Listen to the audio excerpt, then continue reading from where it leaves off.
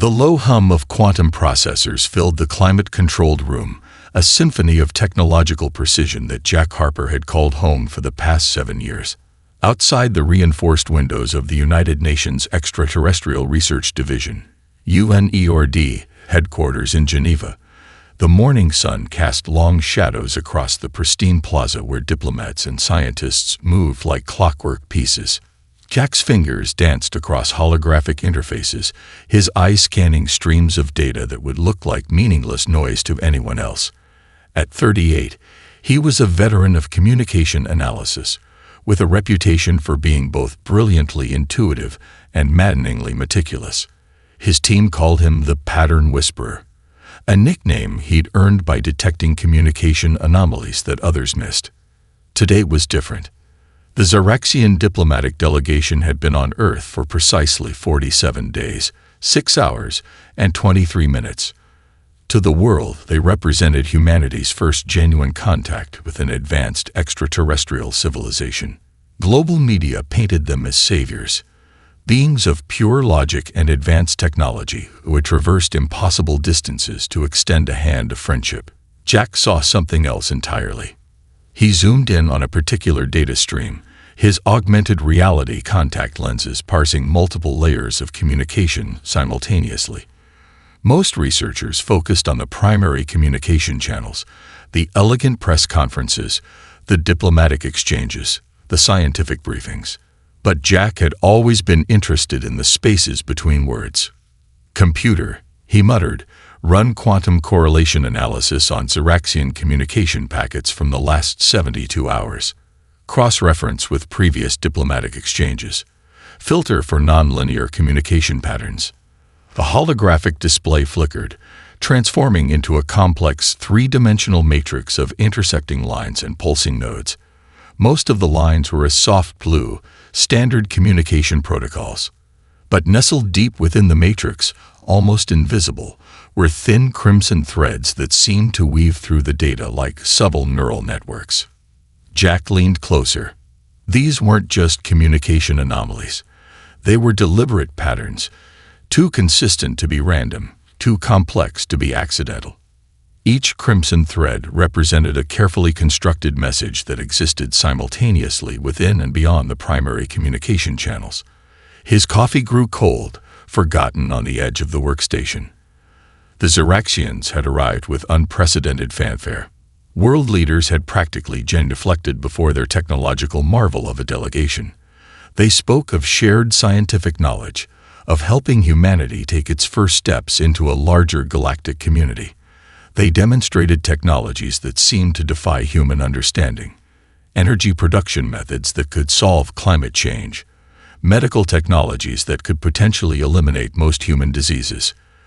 But Jack had always been skeptical of gifts that seemed too perfect. The crimson threads were telling a different story.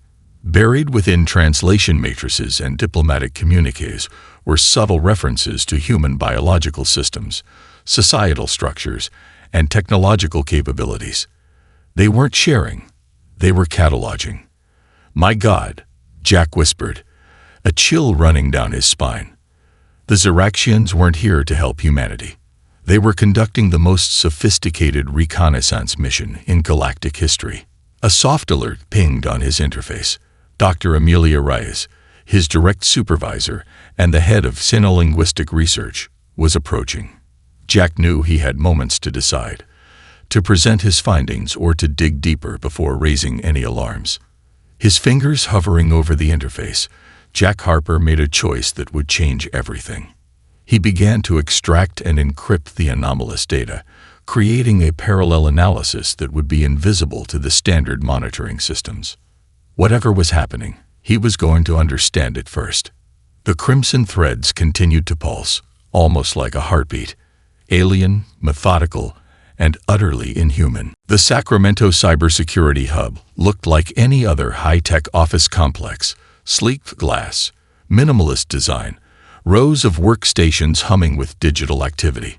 But for Emily Rodriguez, something felt fundamentally wrong. She'd been working for Advanced Global Systems, AGS, for 3 years, a top-tier cybersecurity firm contracted by multiple government agencies.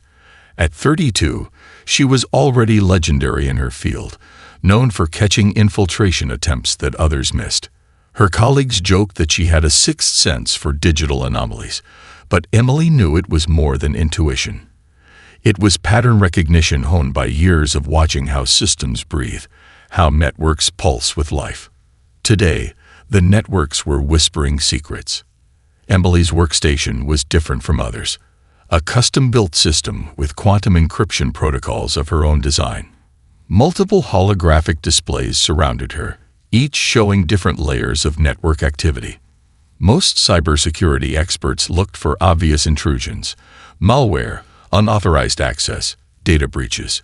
Emily looked deeper. She was tracking a series of microscopic alterations across multiple government and corporate networks. They were so subtle that they would escape normal detection. A permission level slightly adjusted here, a security protocol marginally modified there. Individually, these changes meant nothing. Together, they formed a pattern that made her blood run cold. "Sarah," she called to her colleague, "can you pull the network modification logs from the Department of Energy for the last 6 weeks?" Sarah Chen, a brilliant network analyst, rolled her chair over. Another rabbit hole. Emily's fingers were already dancing across the interface, correlating data points that seemed unrelated. These aren't random modifications. They're systematic. Look at how they're positioned. Each change creates a potential vulnerability, but so subtly that standard security protocols wouldn't flag them. The logs materialized on the screen. To an untrained eye, they would look like routine maintenance, but Emily saw the invisible architecture beneath, a carefully constructed framework that was slowly, methodically weakening critical infrastructure. Her augmented reality contact lenses zoomed and parsed data streams, revealing complex interconnections. Power grid control systems, communication networks, military command structures, each was being subtly compromised. "These aren't human modifications," Emily muttered. She remembered the Xeraxian delegation's arrival, the global celebration of first contact. World leaders had been entranced by their technological marvels, their promises of shared knowledge. But Emily had always been a skeptic. A notification pinged, an alert from a passive monitoring system she developed. It tracked molecular-level changes in critical hardware, something she designed after reading theoretical papers about advanced camouflage technologies. The alert showed something impossible. Certain hardware components in key infrastructure facilities were displaying microscopic structural modifications, not through traditional hacking, but through what seemed like molecular reconfiguration, as if the hardware itself was slowly being replaced. "That's not just infiltration," Emily whispered. "That's invasion." Her personal communication device, a quantum-encrypted model of her own design, buzzed. An untraceable message, routed through multiple anonymous networks. "They are not what they seem. Verify personnel records." Jack Harper. She'd never met him personally, but his reputation in communication analysis was legendary. If he was sending her a warning, something was seriously wrong. Emily began a deep dive into personnel records, cross-referencing molecular anomaly detection with employment histories. The results were chilling. In critical infrastructure positions, government agencies, tech companies, military installations, certain employees showed microscopic biological variations that defied normal human genetic parameters. Sleeper agents, but not human ones. The Xeraxian delegation hadn't just come to study humanity. They were systematically preparing for something far more sinister. A slow, methodical infiltration that would render human resistance impossible before it could even begin. Emily leaned back, her mind racing. She had evidence, but presenting it would sound like the wildest conspiracy theory imaginable. Who would believe that an advanced alien civilization was slowly replacing key human infrastructure with their own agents? Her fingers moved across the interface, beginning to encrypt and distribute her findings through channels so complex and layered that even she wouldn't be able to trace them later. Whatever was coming, humanity needed to be warned. The networks continued to pulse around her, now seeming less like communication systems and more like the tendrils of an alien organism slowly consuming its host. The underground bunker beneath an abandoned industrial complex in Detroit was anything but ordinary. Banks of custom-built quantum computers lined concrete walls, their cool blue lights casting an ethereal glow across a group of individuals who represented humanity's most unlikely resistance. Jack Harper stood at the center, his fingers tracing holographic displays that mapped the complex network of Xeraxian infiltration. To his left, Emily Rodriguez worked simultaneously on 3 different interfaces, her fingers a blur of motion.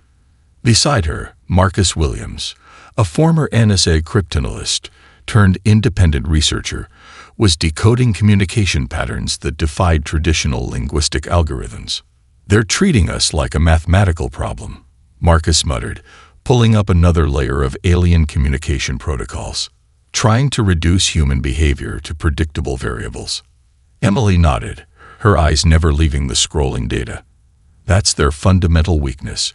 They see patterns where humans create chaos." Jack leaned in, highlighting a series of crimson-coded communication threads. "Look at how they're analyzing our social structures. They're treating political division, cultural differences, and individual variability as system failures. But those are our strengths." The team had been working for weeks, piecing together a comprehensive understanding of the Xeraxian infiltration strategy. What they'd discovered was both terrifying and fascinating. The aliens weren't just preparing for an invasion. They were systematically trying to understand humanity, as if humans were a complex machine to be disassembled and reprogrammed. A small holographic projection showed global data flows, each point representing a potential point of alien influence. Most researchers would see a complex but ultimately decipherable network. But this team saw something else. A living, breathing ecosystem of human interaction that was fundamentally unpredictable. "Their biggest mistake," Emily said, pulling up a comparative analysis, "is assuming that human complexity is a weakness. Look at how they're trying to categorize our communication." The display showed Xeraxian communication protocols, linear, logical, with clearly defined pathways. Beside it, a representation of human communication looked like an explosive Jackson Pollock painting, chaotic, overlapping, seemingly random but containing deep, underlying patterns that only became visible when viewed from a distance. Marcus chuckled. "They're trying to understand a symphony by counting individual notes." A new team member, Dr. Aisha Khatri, a linguistic anthropologist, joined the conversation. Her specialty was human cultural communication, something that had always defied traditional analytical methods. "In the Xeraxian model," she explained, "human behavior appears fundamentally irrational. Political debates that seem destructive, artistic expressions that serve no immediate survival purpose, emotional responses that contradict logical self-preservation. But each of these is a complex adaptive mechanism." Jack pulled up a series of historical examples, moments when human unpredictability had overcome seemingly insurmountable challenges. The Apollo moon landing, developed with computing power less sophisticated than a modern smartphone. The fall of the Berlin Wall. The global response to unprecedented challenges like climate change and pandemic recovery. "They're analyzing us like a static system," Jack said. "But humanity is a dynamic, adaptive organism. Our greatest strength is our ability to change, to redefine ourselves in real time." Emily's latest algorithm began to take shape, a communication decryption method that used human creativity as its primary encryption. It wasn't just a code-breaking technique. It was a fundamental reimagining of communication itself. "We're not just going to defend against them," she said, her voice quiet but intense. "We're going to make them understand that their entire conceptual framework is wrong." The team worked through the night, each member bringing a unique perspective. A former street artist contributed insights into visual communication. A quantum physicist explained how human intuition sometimes defied established mathematical models. A game theory expert demonstrated how human cooperation could emerge from seemingly competitive scenarios. As dawn broke, casting soft light through the bunker's small windows, they realized they were doing more than preparing a defense. They were developing a completely new way of understanding intelligence, communication, and survival. The Xeraxians thought they were studying humanity. In reality, humanity was about to teach them a lesson they would never forget. Outside the bunker, the first rays of sunlight seemed to pulse with a promise of resistance, of a species ready to defend its right to exist, not through superior technology, but through the most powerful force in the universe, the human spirit. The resistance didn't look like anyone's idea of a military operation. It was a network that defied traditional understanding. A living, breathing organism of human ingenuity that spread across continents like an unstoppable wildfire. Mike Thompson sat in a converted shipping container in an abandoned industrial park outside Chicago, surrounded by technology that looked more like an artist's installation than a communication hub. At 45, he was a veteran who had long since learned that the most effective warfare wasn't about brute force, but about understanding and disrupting systems. His team was anything but conventional. Rosa Alvarez, a street artist from Los Angeles, sat next to a quantum computing specialist from MIT. A retired postal worker from rural Montana worked alongside a teenage hacker from Seoul. Their only common ground was a shared understanding that the threat was real, and humanity's survival depended on their ability to think beyond traditional boundaries. "Communication is our weapon," Mike explained during their daily briefing. The container's walls were covered with intricate diagrams, not military maps, but complex webs of cultural references, linguistic patterns, and creative communication strategies. Rosa pulled up a series of street art designs that were more than just art. Each piece contained embedded communication protocols, visual codes that could transmit complex messages through seemingly random urban art installations. "The Xeraxians are looking for patterns," she said. "We're going to give them patterns that make no sense to their logic." The teenage hacker, Jin Soo Park, demonstrated a communication protocol he'd developed. It used the rhythm of memes, the subtle nuances of internet subcultures, and the chaotic nature of global pop culture to create a communication network that was fundamentally incomprehensible to the alien surveillance systems. "Their algorithms are looking for structured communication," Jin Soo explained. "We're going to communicate through chaos." Mike understood the strategy intimately. His military background had taught him that the most effective combat wasn't about direct confrontation, but about understanding and exploiting system vulnerabilities. The Xeraxians were treating humanity like a machine to be hacked. But humans weren't a machine. They were a complex, adaptive ecosystem. A former postal worker named Frank brought in a stack of handwritten letters, seemingly antiquated in the age of quantum communication. But each letter was a carefully constructed piece of a larger puzzle. The physical act of handwriting, the individual variations, the unpredictable nature of analog communication. These were weapons the Xeraxians couldn't comprehend. "They're looking for digital signatures," Frank said with a knowing smile. "We'll give them something that can't be digitally traced."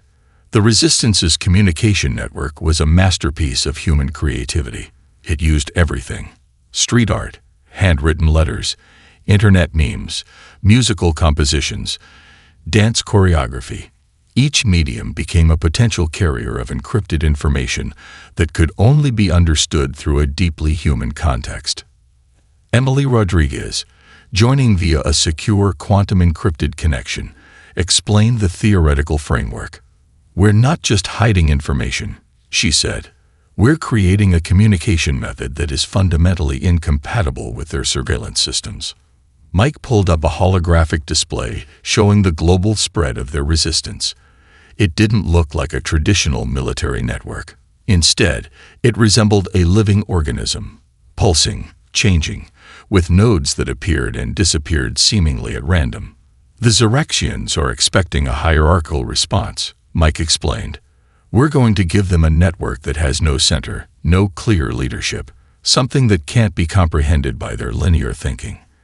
A musician from Brazil had developed musical compositions that contained complex communication protocols. A group of performance artists in Tokyo was creating elaborate dance performances that were actually sophisticated information transfer mechanisms. Indigenous storytellers were using ancient narrative techniques that defied modern communication analysis. As night fell, the shipping container hummed with activity. This wasn't just a resistance. It was a celebration of human diversity, creativity, and adaptability. Mike looked around at his team, a group that would never have found each other under normal circumstances. Old, young, from every corner of the globe, representing countless cultures and backgrounds. They think they can understand us, he said quietly. They have no idea what's coming. Outside, the first stars began to appear, silent witnesses to a resistance that was about to change everything. The old particle physics research facility in New Mexico looked like a relic of a forgotten era, a sprawling complex of concrete buildings and satellite arrays that seemed more museum than cutting-edge research center. But inside, something extraordinary was happening. Area Kim stood before a holographic display that seemed to defy the laws of known physics. At just 22, she was a prodigy who had been dismissed by traditional academic institutions for being too unconventional, too willing to challenge established scientific paradigms. Now she was humanity's best hope. Beside her, Frank Sullivan, a retired NASA engineer who had been quietly working on quantum communication theories for decades, watched with a mixture of excitement and disbelief. Their team was small but represented a cross-section of human potential that the Zyrexians could never have anticipated. It's not just about creating a communication network, Aria explained, her fingers dancing across quantum interface controls. We're developing an entirely new way of transmitting information that exists outside of conventional understanding. The breakthrough had come from an unlikely combination of disciplines: a theoretical physicist who specialized in quantum entanglement, a cognitive neuroscientist studying human intuition, a marine biologist who had studied complex communication systems in dolphin pods, an indigenous Australian elder who understood nonlinear storytelling, a street artist who saw patterns in urban chaos. Their quantum entanglement communication network was unlike anything in human or alien technological history. It wasn't just a method of sending information. It was a living, adaptive system that could change its own communication protocols in real time. Frank pulled up a series of diagrams showing the network's structure. To the untrained eye, it looked like a complex, almost organic web. Traditional communication systems are like roads, he explained. Predetermined paths, fixed routes. What we're creating is more like a living ecosystem. Aria demonstrated the network's capabilities. She sent a message that appeared to disintegrate the moment it was transmitted, only to reassemble at its destination in a completely unpredictable manner. The transmission didn't follow linear paths. It existed simultaneously in multiple states, using quantum principles that made traditional interception impossible.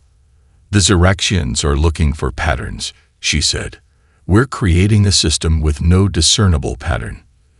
A team of linguists and communication experts had developed a translation protocol that was equally revolutionary. It wasn't about converting words from one language to another. It was about capturing the essence of communication, the emotional nuance, the cultural context, the unspoken layers of human interaction. Dr. Elena Rodriguez, joining via the quantum network, explained the theoretical framework. Language isn't just about words, she said. It's about context, emotion, cultural understanding. We're creating a communication system that captures the full complexity of human experience. The network could transmit information through multiple channels simultaneously: visual, auditory, emotional, even utilizing principles of human intuition that defied traditional scientific understanding. A single transmission could contain layers of meaning that would take traditional analytical systems years to unpack. One of the most brilliant aspects of the system was its adaptive nature. Each transmission would learn from previous communications, evolving in real time. It was a communication network with something akin to consciousness, able to adapt, change, and respond in ways that no fixed system could anticipate. Frank watched Area work, remembering his own early days in space research. "The best technology," he said quietly, "has always come from those willing to look beyond what everyone else considers possible." As night fell over the New Mexico desert, the research facility hummed with a different kind of energy. This wasn't just a technological breakthrough. It was a testament to human potential, to the ability to create something entirely new when traditional boundaries were ignored. Area looked up from her work, a slight smile crossing her face. "They think they understand our technology," she said. "They have no idea what we're capable of." Outside, the first stars began to appear, silent witnesses to a technological revolution that was about to change everything. The Xeraxians had come to study humanity. Humanity was about to show them how little they truly understood. The psychological warfare room looked nothing like a traditional military command center. Located in a repurposed art gallery in Berlin, it was a kaleidoscope of color, sound, and seemingly random creativity. Jack Harper stood at the center, surrounded by a team that defied every conventional understanding of strategic communication. Dr. Amelia Chen, a cognitive neuroscientist with a background in performance art, manipulated holographic displays that pulsed with complex emotional landscapes. "We're not just sending messages," she explained to the team. "We're creating cognitive dissonance on a global scale." The Xeraxians had spent months analyzing human communication, believing they had developed a comprehensive understanding of human psychological structures. They were about to learn how fundamentally wrong they were. Marcus Williams, the former NSA cryptanalyst, had developed a communication strategy that was part psychological warfare, part avant-garde art project. "Their analytical systems are looking for linear patterns," he said, pulling up a display of intricate communication networks. "We're going to give them a symphony of chaos." The team had discovered the Xeraxians' critical weakness, their inability to process emotional complexity and cultural nuance. Where the aliens saw communication as a mathematical equation, humans understood it as a living, breathing art form. Area Kim demonstrated a series of communication protocols that used global internet meme culture as a primary transmission method. Each meme was carefully constructed to contain layers of encrypted information, wrapped in cultural references that would be incomprehensible to the alien intelligence. "Look at how they're trying to categorize our communication," Area explained, showing a Xeraxian analytical model. It was a rigid, linear structure that attempted to reduce human interaction to predictable variables. "They're trying to understand a living ecosystem by counting individual cells." The psychological warfare team had developed a multi-layered communication strategy that was part information transfer, part artistic expression, part emotional manipulation. They would broadcast messages through multiple channels: social media, street art, musical compositions, dance performances, even culinary experiences. A team of artists from around the world had been recruited to create transmission vectors that defied traditional understanding. A street artist in Sao Paulo would create a mural that contained encrypted communication layers. A jazz musician in New Orleans would compose a piece that transmitted complex strategic information through its musical structure. A traditional storyteller from Mongolia would weave narratives that contained strategic insights impossible to decode through traditional methods. Dr. Elena Rodriguez explained the theoretical framework. "Human communication isn't just about exchanging information," she said. "It's about creating shared experience, emotional resonance, cultural understanding." The Xeraxians are looking at the words. "We're transmitting entire universes of meaning." Jack pulled up a display showing the global network of resistance communication. It looked nothing like a traditional communication system. Instead, it resembled a living, breathing organism, pulsing with energy, constantly changing, with no discernible center or predictable structure. "They think they're studying us," Jack said quietly. We're about to show them how little they understand. The psychological warfare team had discovered something profound. Human communication was fundamentally an act of creation. Every joke, every piece of art, every story was a complex transmission of information that went far beyond simple word exchange. Marcus demonstrated a communication protocol that used the subtle variations in global internet humor as a transmission method. A meme from Korea would contain strategic information that would be meaningless to a Japanese viewer, but perfectly comprehensible to someone from Brazil. The communication was so deeply embedded in cultural context that traditional analysis would find nothing. As night fell over Berlin, the art gallery hummed with a different kind of energy. This wasn't just a resistance movement.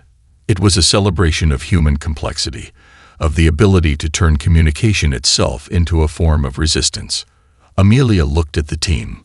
Artists, scientists, hackers, storytellers from every corner of the globe.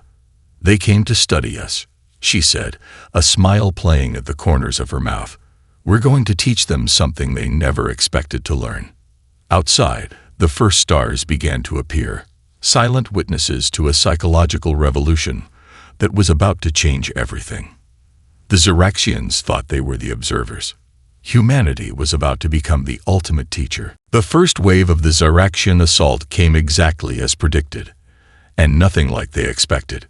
Mike Thompson watched from a mobile command center that looked more like a converted art studio than a military installation. Screens displayed global communications, but they weren't tracking traditional military movements. Instead, they captured a living, breathing network of human resistance that defied every conventional understanding of warfare. In Mumbai, a network of street artists began coordinating massive urban installations that served as both communication nodes and psychological warfare instruments. Each mural, each piece of street art contained layers of encrypted information that would take Xeraxian analytical systems years to decode. The artwork itself was a weapon. Complex, multilayered, impossible to categorize. Off the coast of Papua New Guinea, a fleet of modified fishing boats became mobile communication hubs.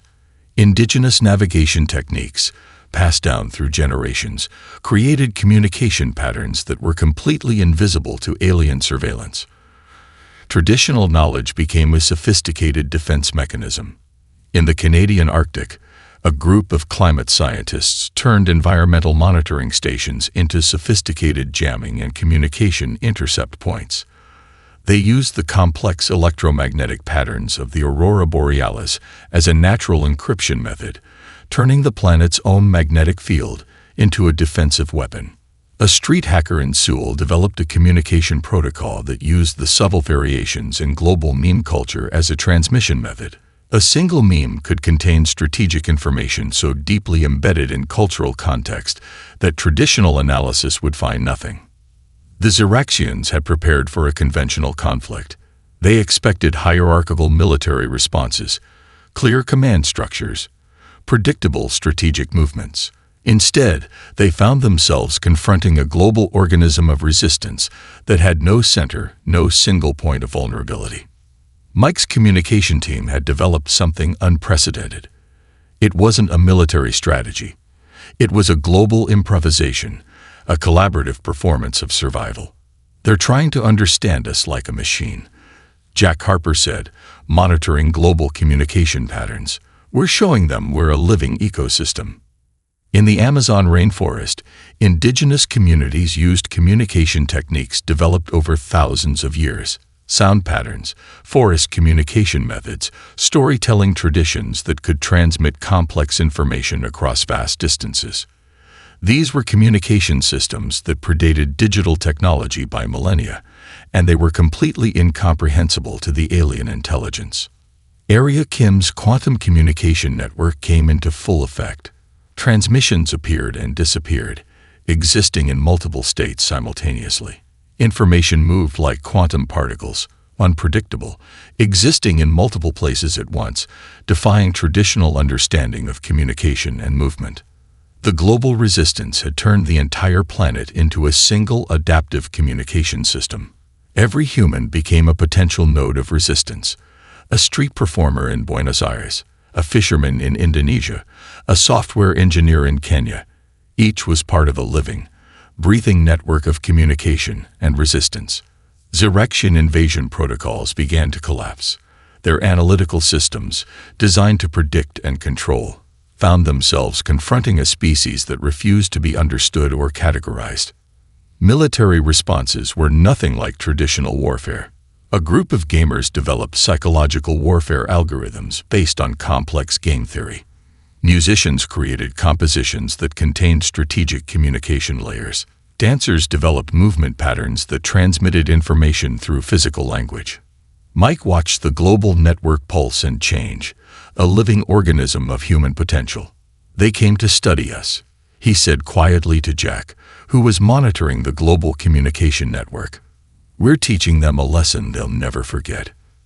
The Xeraxian invasion fleet found itself confronting something they could never have anticipated. This wasn't a military conflict. This was a global improvisation, a collaborative performance of survival that used every aspect of human creativity as a weapon. Art became strategy. Culture became defense. Creativity became resistance. As the first Xeraxian ships began to retreat, humanity was already reimagining what it meant to survive, to resist, to exist in a universe far more complex than any single intelligence could comprehend. The stars looked down, silent witnesses to a species that had just redefined the very concept of warfare. Humanity wasn't just surviving, it was thriving. The United Nations Assembly Hall had never felt so alive. Representatives from every corner of the globe sat together, not as divided nations, but as a single unified species that had just redefined its understanding of existence. Jack Harper stood at the podium, looking out over a room filled with faces that told the story of human resilience. To his left, Area Kim, the quantum communication prodigy. To his right, Mike Thompson, the strategist who had coordinated the global resistance. Behind them, a tapestry of humanity. Scientists, artists, indigenous leaders, military veterans, hackers, storytellers.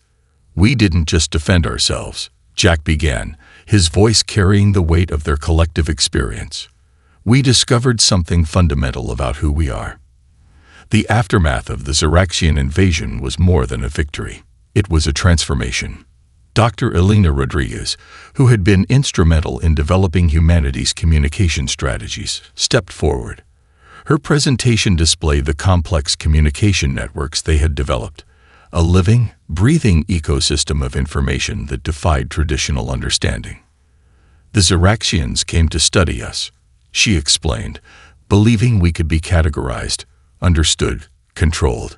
Instead, they learned that intelligence is not about predictability. It's about adaptation, creativity, and the ability to find connection in the most unexpected places. The global communication network they had developed wasn't just a technological marvel. It was a new form of collective consciousness, a way of existing that embraced complexity, celebrated diversity, and found strength in unpredictability. Area Kim demonstrated the quantum communication system that had been crucial to their resistance. It wasn't just a method of transmitting information. It was a living, adaptive network that could change its own communication protocols in real time.